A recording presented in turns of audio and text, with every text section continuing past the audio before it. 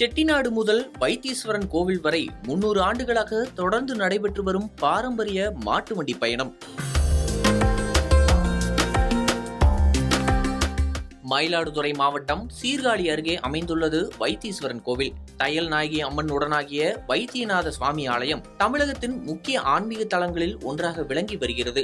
இந்த ஆலயத்தில் அருள்பாலிக்கும் தையல் நாயகி அம்மனை நாட்டுக்கோட்டை நகரத்தார் சமூகத்தைச் சேர்ந்த மக்கள் தங்கள் குலதெய்வமாக பல நூற்றாண்டுகளாக வணங்கி வருகின்றனர். பண்டைய காலத்தில் பூம்புகார் பகுதியில் வியாபாரம் செய்து வந்த நகரத்தார் மக்கள் கடல் சீற்றம் மற்றும் வெள்ளப்பெருக்குகள் காரணமாக செட்டிநாடு பகுதிக்கு புலம்பெயர்ந்தனர். இருப்பினும் தங்கள் குலதெய்வ வழிபாட்டை இன்று வரை தொடர்ந்து கடைபிடித்து வரும் இந்த மக்கள் ஆண்டுதோறும் இந்த பயணத்தை தவறாமல் மேற்கொண்டு வருகின்றனர்.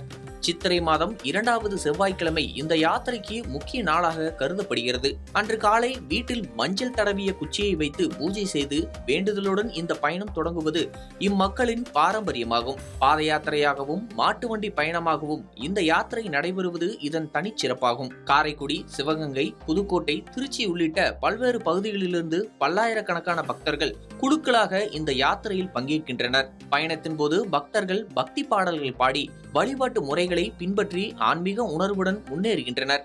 மாட்டு வண்டிகளில் பயணம் செய்வோர் தங்களுக்கு தேவையான பொருட்கள், உணவு, தண்ணீர் மற்றும் மாடுகளுக்கான தீவனங்களை எடுத்து செல்கின்றனர். இந்த ஆண்டும் 54 மாட்டு வண்டிகள் 14 காவலர்களுடன் லாந்தர் விளக்குகளின் வெளிச்சத்தில் ஒரு வார கால பயணம் செய்து கோவிலை வந்தடைந்தனர். இந்த மாட்டு வண்டிகள் பாரம்பரிய முறையில் வடிவமைக்கப்பட்டு மேல்புறம் கூண்டு அமைப்பும் கீழ்ப்புறம் பொருட்களை வைக்கும் தனி பகுதியும் கொண்டுள்ளன. பயணத்தின் போது வண்டி குலுங்காமல் இருக்க மெத்தைகள் விரிக்கப்பட்டு பயணிகள் சிரமமின்றி செல்லும் வகையில் ஏற்பாடுகள் செய்யப்பட்டுள்ளன. மாட்டு வண்டியின் முன்பகுதியில் மண்ணெண்ணெய் மூலம் எரியும் லாந்தர் விளக்குகள் பொருத்தப்பட்டு இரவு நேரங்களில் பயணம் மேற்கொள்ளப்படுகிறது. பக்தர்கள் வைத்தீஸ்வரன் கோவிலை அடைந்த பின் தையல் நாயகி அம்மன் மற்றும் வைத்தியநாத சுவாமியை தரிசனம் செய்து வழிபடுகின்றனர். பின்னர் தங்களின் வேண்டுதல்கள் நிறைவேறியதற்காக மஞ்சள் குச்சியை கோவிலின் கொடிமரத்தில் காணிக்கையாக செலுத்துகின்றனர். மேலும் புதிய வேண்டுதல்களுக்காக கொடிமரத்திலிருந்து மாற்று குச்சியை எடுத்து செல்வதும் இம்மக்களின் பாரம்பரியமாகும்.